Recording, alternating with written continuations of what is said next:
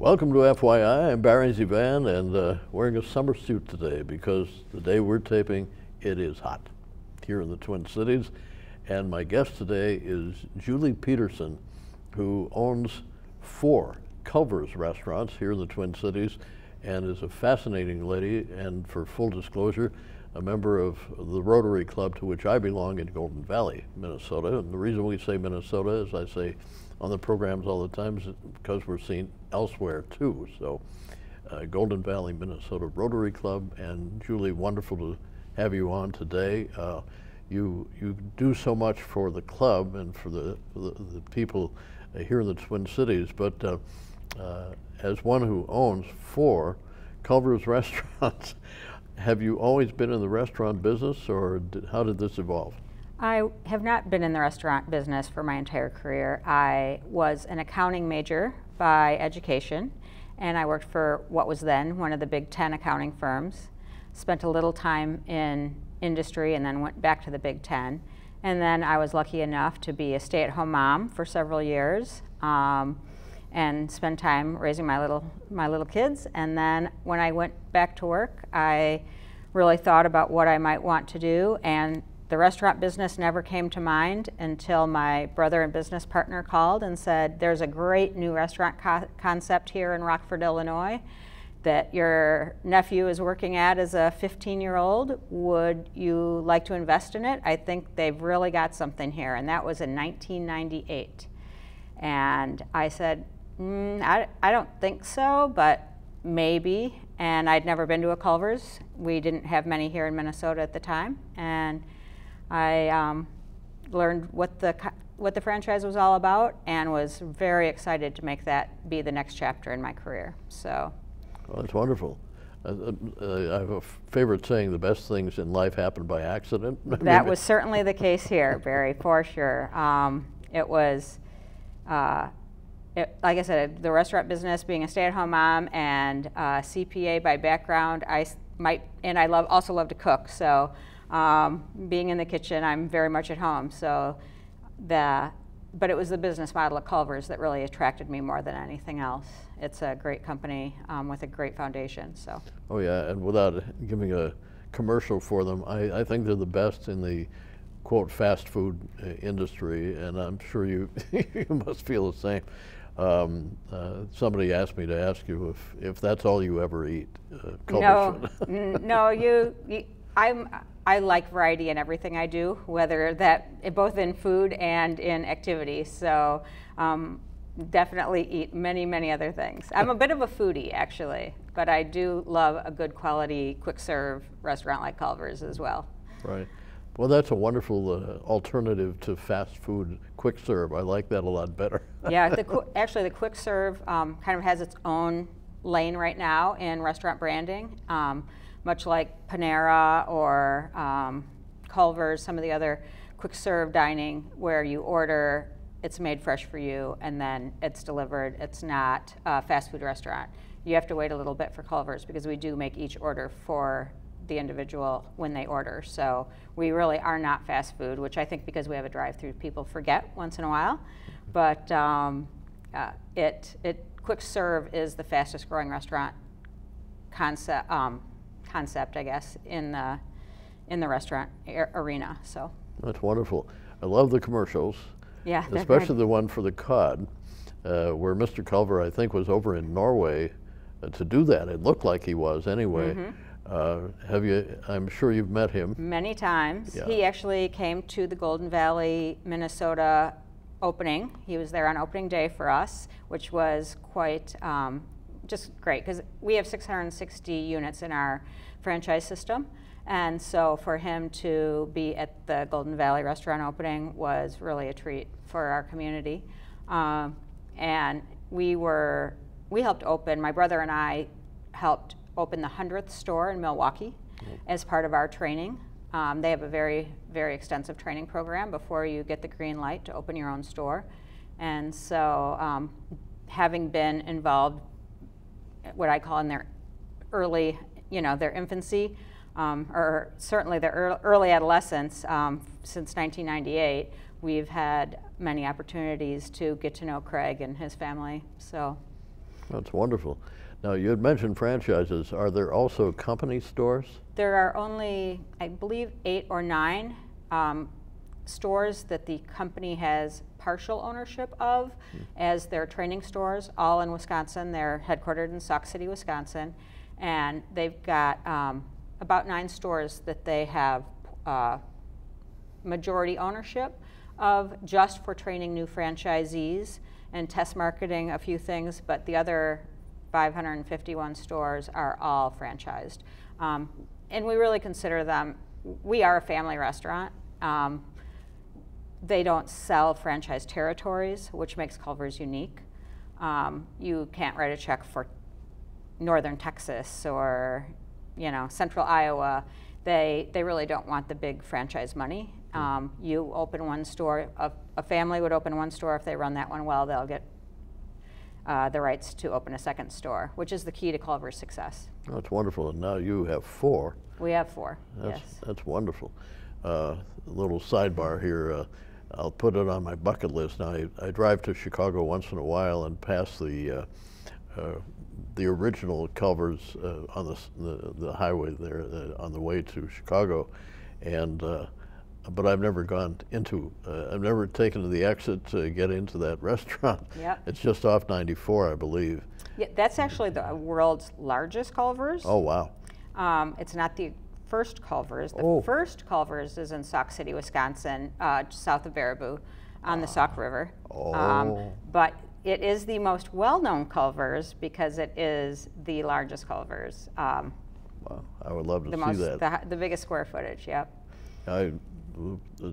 Talk about one of your competitors who unfortunately, for those of us who like Kentucky Fried Chicken, there are very few left in the Twin Cities now. Mm-hmm. But when I lived in Detroit, we used to drive down to Florida, and so had to go through the town where Colonel Sanders started his Kentucky Fried Chicken. So we got to eat at least at that restaurant, and it was a real trip because they had never changed the interior or anything from his original. So it'd be fun to go into the original Culver's in Sauk City too. Yeah. Yeah. Pardon me for mentioning KFC, but it's the whole food business fascinates me. My wife was at one time the manager of a restaurant in Chicago, in one of the hotels, and she said the biggest nightmare was always planning for how many people they could really count on to eat as much food or whatever, or as little food each day. How do you guess that? Is it like a roulette wheel or what? I mean, say. A little bit, both for staffing and food. Although you kind of settle into like a daily rhythm on how much you're going to need, you know, each day of the week. And you do get surprised once in a while that maybe a certain day is up 25%, and all our food is fresh. So the good news is we do have it, and we do get multiple deliveries in a week of our products. So if we run out, we have Culver's around us, so we borrow from other stores. We do, you know, sometimes we are surprised and do have to maybe get a case of beef from another store because we had an unusually high weekend unexpected sales. So we are lucky because we have to use our proprietary products. We can't just go to a local grocery store and buy hamburger to serve. We need to use the Culver's beef. Speaking of that commercial, that was the Culver family butcher in the commercial, for those who have seen the one on with the butcher. So I found that to be a kind of a cute fact that really was the Sauk City butcher in town who provided the beef blend for Culver's back before they even started franchising, when they were just a one-store family. Well, that's wonderful. That's great information. I love that. I love trivia. That's good trivia. That is good trivia. Well, the honesty really comes out, in my opinion, with the commercials. The fact that when you go into any of those places, there really is a consistency of friendliness, and you're really caring and doing. So, as I say, this is not a paid commercial. It's just what I'm thinking. Is that okay? Thank you. Anyway, the restaurant business also, in my opinion, is one that might be fraught once in a while with a problem or two. Do you ever run into that or not? Oh, of course. I mean, staffing is always a challenge, and because it is an industry that has a higher turnover than many, but we also have, we've also had a lot of great success as well. All of our general managers of the 4 stores started with us when they were teenagers, still in high school, and came up through the ranks. And so it's just been what a great opportunity to watch them, you know, grow, take that first high school job and learn. And now they're in their 30s, so they're not real young. And we've been with them they've been with us every step of the way. So, but finding good people is always hard. Whether, you know, we like to say 09, 010, the restaurant industry was not immune to the crash, although Culver's may be better off than most because people who were cutting back could cut back to Culver's, and people, so we did have that, you know, people maybe were downsizing from a sit-down restaurant and coming to Culver's as their family treat. So it was still a difficult time. So the unexpected, we're very weather driven, surprisingly. Restaurants, I think, retail in general, really being in a snow, you know, in the Midwest, being closed on the weekends for snowstorms really affects our bottom line. So that definitely is an issue as well. I was wondering about that. Thanks for mentioning that, because we here in Minnesota in April of this year got 17 inches of snow in the Twin Cities. Do people also go to a restaurant, if they can get out of their homes, as a refuge almost, to say, oh, I'm escaping? So, a little bit, but then we also, the safety of our employees is also of utmost importance. So often Culver's is from the top down, is very committed to keeping their employees safe and also having a balance, which is why we're only open from 10 to 10. In the summertime, we stay open till 11, but I don't believe Culver's will ever be a 24-hour restaurant because they believe that would be impactful to their employees' lives as well as their franchise community, you know, the lives of the franchisees. So they aren't open for breakfast, they aren't open for late night, that 2 a.m. snack. So this year with all the storms that have come through, we've closed early many a times as well so that our team members can get back to their families and be safe. So that's wonderful, wonderful. How far west has Culver's expanded? They are all the way out to, they're in Washington, they're in 24 states. Oh, wow. They are not in California, but they are in Colorado, Wyoming, out, you know, in the Rocky Mountains, and so they're pretty far west, and in the Carolinas and down into Florida. So they're in 24 states now. That's good. Any plans to just make it all 50 states, or? Well, you know, they open one store at a time, and they want to make sure that they can source their products at a reasonable cost. Because if their franchisees are not, you know, if it doesn't make financial sense to add another distribution center, then, you know, they can't pass that cost on to the franchisees and expect that if they're not making money, you know, it will not be a success. Wow. They do a lot to ensure the success of their franchise community. They really think, don't yeah, they? They are. They do. They've done a great job. Yeah. I was thinking of, I lived in Las Vegas for 5 years, and but I had to go to northern Nevada once in a while, and I was thinking just now as you were saying that, I guess they wouldn't have one in Winnemucca because they couldn't get the product right, there. Yeah. Right. They want nothing against Winnemucca, by the way. I'm sorry. So I remember recently there was a food, I wouldn't say a product, but a food that something had happened to, and I asked you about it at Rotary, and you said, oh yeah, we took it out of the store. And I can't remember what it was recently. What was that? So, two things. We Culver's discontinued, the entire chain discontinued the use, the product of fried chicken off their menu. Fried chicken came in raw, and the handling of it certainly was more of a foodborne illness risk than any other with the juices and other things in the preparation process and the cooking process. Certainly there was a higher risk to Culver's for cross-contamination to other products. And it was also an inconsistent product for us, because if people thought we were a chicken place like KFC, they thought they could get it any time, but because we were perceived as a fast food restaurant, chicken takes 20 minutes to cook.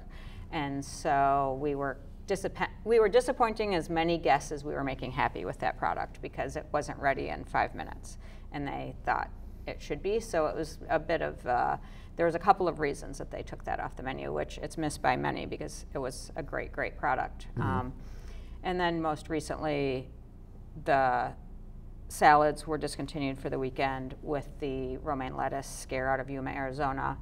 And they wanted to ensure that none of our blend was sourced from Yuma, because we have romaine blend for our salads, and so they had taken that off to be safe off the menu until that they could confirm that everything that was in the restaurant came from a safe source. So Culver's does take their food safety and the safety of our guests very, very seriously. That's wonderful. Yeah. Speaking of wonderful, you do a lot of things philanthropically for the community.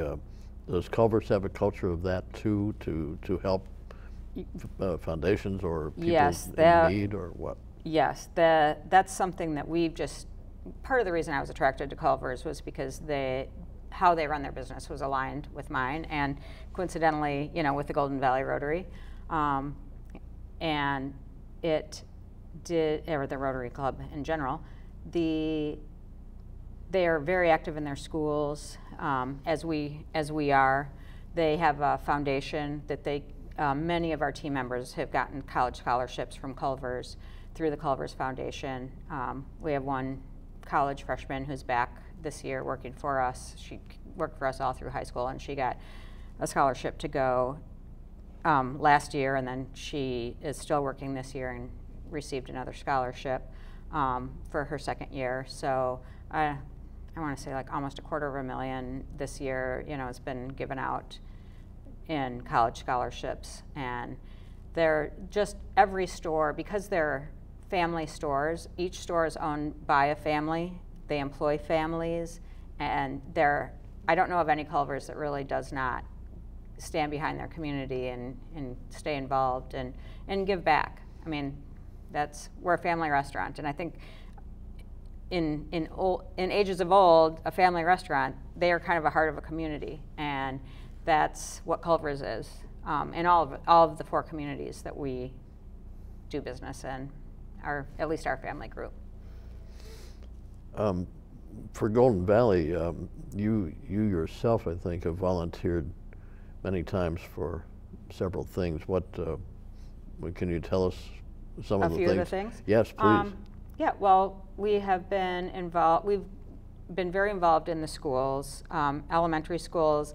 The kids come and run the food, and then 10% of that meal period, like they'll come from 5 to 8 and deliver the orders to the tables, and then their parents deliver the orders to the drive-through, and then 10% of the sales go back to the school, and the kids have just a great time. We've donated the firemen's street dance. We're very involved with Taste and Tour of Golden Valley. We've been there for that's kind of showcasing the little downtown Golden Valley's businesses. And of course the schools, the high schools, Benilde St. Margaret has come, the football team, and had a custard eating contest and run orders and give back to the community in that way. And we have a kids reading program where the kids read 5 books and they get a free dish of custard, and they read 10 books, and they're given a little Scoopy bookmark. And they bring the bookmark in, and then they get a free kids meal. And they've written all the books that they've read on the back of the bookmark, and we get to make a big deal about that. So it's fun. Oh, it's wonderful. Yeah. It's wonderful. Yeah, definitely are immersed in the community and what it's doing. A lot of people don't know, Peter Jennings, the former ABC News anchor, the late Peter Jennings, he and I were very close. But a lot of people didn't know that after the newscast, every night that he could, unless he had a speaking engagement or whatever, he would immediately go over to the east side of Manhattan to a homeless shelter and serve the food. And Peter told me, I said, well, do they always get their own food? He said, well, a lot of the restaurants donate food that they haven't been able to use, and it's still good food. And they donate to the homeless shelters, the one where he was anyway. And so I think it dovetails into the philanthropy that you guys do. Yeah. But another question, thanks to Peter nudging me with that information, what do you do, say at the end of the day, say you have a lot of stuff left over, do you donate it to, or are you allowed to donate it to food shelves or whatever? We actually don't have food left over at the end of the night because everything is made for each individual order, other than maybe 1 5-gallon pail of French fries that may have gone old over the course of the day that exceeded their expiration. Because everything's made to order, we have very little waste, which helps keep our food costs down for sure. And so we don't, and our buns, if they were to expire, we actually take them, have a program with our bun provider that they take the expired buns and they give us credit for those. And then my guess is they in turn would donate those because they've exceeded the the freshness date, not the safety date. So we don't have any food at the end of the night. That we have pint freezers, so we pint up the custard that was made but not scooped into pints and then sell it in pints like freezer, like grocery stores. So, but Culver's does volunteer as a Twin City community at Mary's, Sharing and Caring Hands. That's one of our, I think, 4 times a year they're sharing and caring hands and serving food that Culver's provides. We bring the food and serve at the shelter there. So that's wonderful. So do you miss the accounting business at all? I get plenty of it because we do all our own books. So like I said, I like diversity. So I get to work in the restaurant one day and then reach out to my community and work in the community one day, and the next day I'm anchored to my computer working on the financial side of the business. As I say, running a business instead of running a restaurant. And they're certainly 2 different tasks. So it's nice to still keep my hand on the accounting side of it through basically acting as CFO of our little 4-store group, and then being able to step away from that and actually get in the restaurant and work with the kids and the managers and be out in the community. So get to know our customers. What do you do for recreation if you're not working 24 hours a day? Like I said, I love to cook. I love to hike and snow ski. I've got 2 dogs, 55 pounds and 70 pounds, that need a lot of exercise, so they keep us busy. And a little bit of light gardening, going out to dinner with friends. I'm a bit of a foodie, so I love going out and trying new restaurants. And I would assume the Twin Cities is kind of a gold mine for new restaurants, and several restaurants. I mean, we're so spoiled here to a degree because, in my opinion, we have so much from which to choose. So, I mean, in everything. Theater, I love going to the theater. You know, we have music, we have theater, we have restaurants. We're very, very lucky to call the Twin Cities home. Oh, it's magic. It Yep. really is. You're right. I moved here in 1970, and as I've said many times, I should never have left. I quit KSTP for what I thought was a better career move in Washington, D.C., and my heart was always here anyway, and so I'm glad I got to get back anyway. It wasn't on KS, but luckily back here.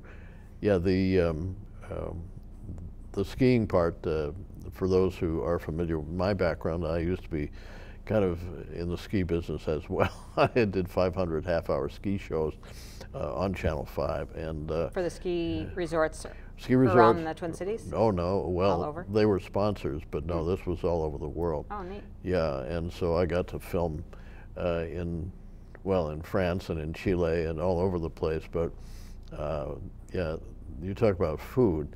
Now, have you been to Europe? I have. Okay, yeah. The difference I see in restaurants between our country and the Europeans, and even any place in the world, any place else in the world, is we serve too much food. Because, as you know, in France especially, is my favorite as far as food. The portions are much smaller. Yeah. Do you think we'll ever get to that point here in this country?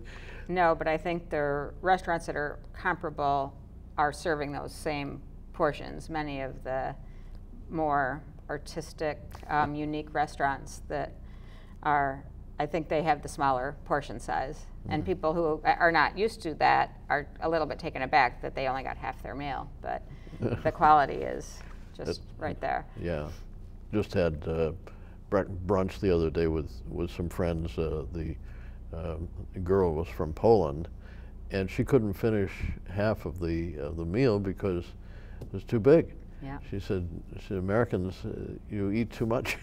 Yeah. So, she would like the Culver snack pack then. well, there we go. The smaller size fry and the smaller drink. Oh, that's fun. But yeah, we're very blessed for all we have here in this country, and yeah, for sure. The only thing I can't eat, I've only been to Japan twice, but I could never do sushi, and I know it's very popular to a lot of people, but I just can't do it. Although one idiosyncrasy is I love my steaks, etc., well done, but I eat steak tartare too. Yeah. And I always make a joke in a restaurant, say, I want steak tartare, well done. And they say, wait a minute, it's raw, you know. That's, well, I joke with people about Culver's that Culver's was farm to table before farm to table was a thing, because it certainly is the buzzword now in the restaurant industry, and for a reason, that you want to know your food is real and that it came fresh from the farm. And Culver's has been doing that since 1984 when they opened their first restaurant. Wow. They source things from Wisconsin farms, and everything you see in their commercials is certainly true to the supporting the local farmer. That's so wonderful. They were farm to table before farm to table was even an acronym. So love it. Yeah. Loved having you here on the show, Julie. Thanks so very much. Thank you for having me, Barry. I've My pleasure. really enjoyed getting to know you at Golden Valley Rotary, and look forward to talking to you again soon. You too. Thanks so much. And shameless plug time. My book is available on Amazon. Barry ZeVAN, My Life Among the Giants. There are a lot of things in here which will surprise you. Mostly that I can write. See you next time.